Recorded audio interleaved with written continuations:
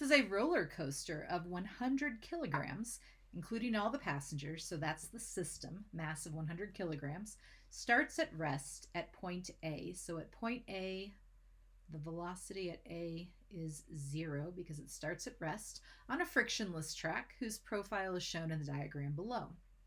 Part A, what is its maximum speed? So if we go along here, we know that as the roller coaster falls, its gravitational potential energy gets transformed into kinetic energy.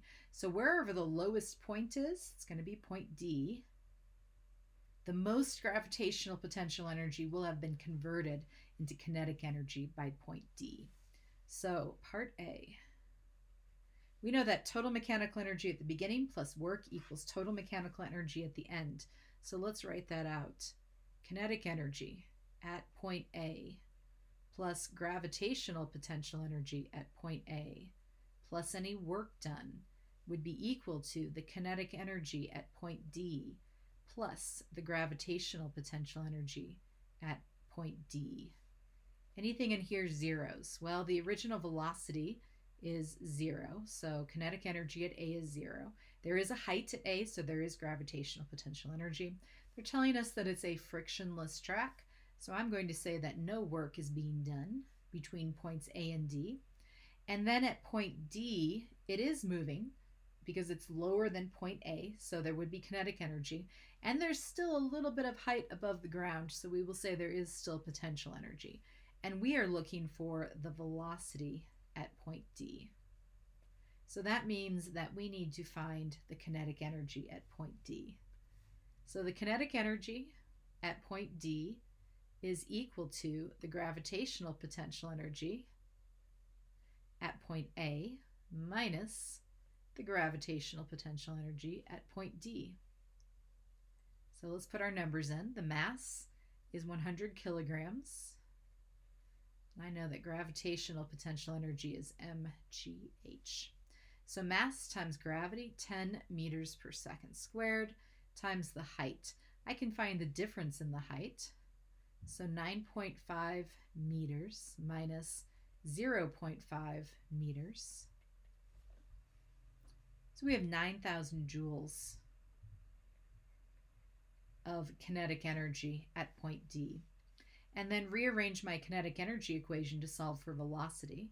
So the velocity at point D would be 2 times the kinetic energy at point D divided by the mass. Take the square root. Substitute my values in. 2 times the 9,000 joules divided by the mass of 100 kilograms. Take the square root. 13.4 meters per second.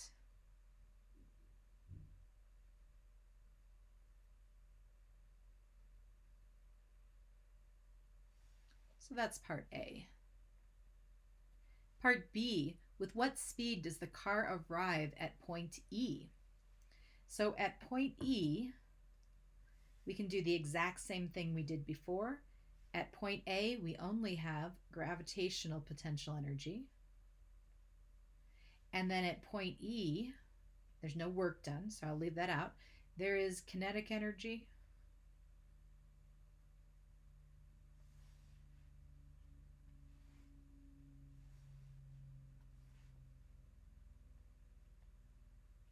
And there's gravitational potential energy. Now at point E, we're higher than we were at point D. At point D, we were traveling at 13.4 meters per second. We need to be slower at point E, so we're looking for something less than 13.4. We're going to go ahead and solve for the kinetic energy at point E. That would be the gravitational potential energy at point A minus the gravitational potential energy at point E. So the mass was 100 kilograms. Gravity is 10 meters per second squared. And then the difference in heights, so 9.5 meters minus the 5.5 meters, or 4 meters. So 100 times 10 is 1,000. 1,000 times 4 is 4,000 joules. So there's 4,000 joules of kinetic energy at point E. And then the velocity at point E, I'm going to use the same equation I used over here. It will be 2 times the kinetic energy of 4,000 joules.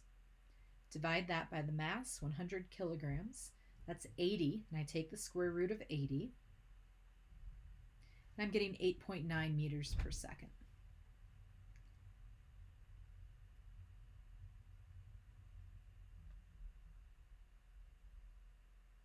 So that's how fast the roller coaster car is traveling when it arrives at point E.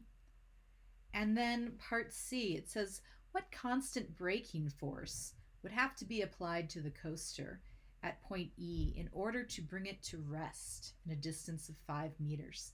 So at point E, we're going to do work. We know work is force times displacement, and we're asked to find this force right here. So we need to know how much work is done. Well, total mechanical energy at the beginning plus work is equal to the total mechanical energy at the end. How much energy is there at the beginning?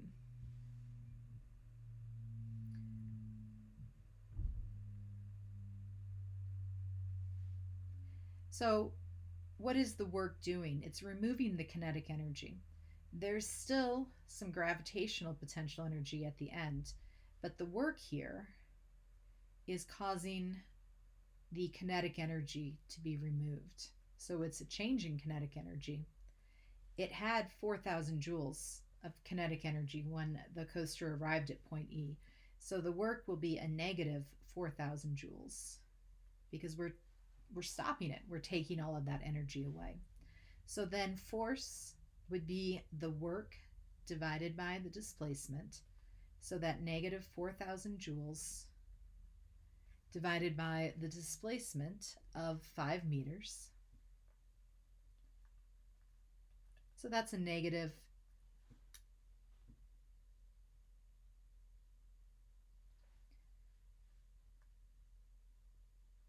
800 newtons.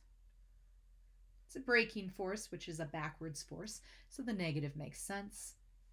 And then the last part of this question, part E, so the last part of this question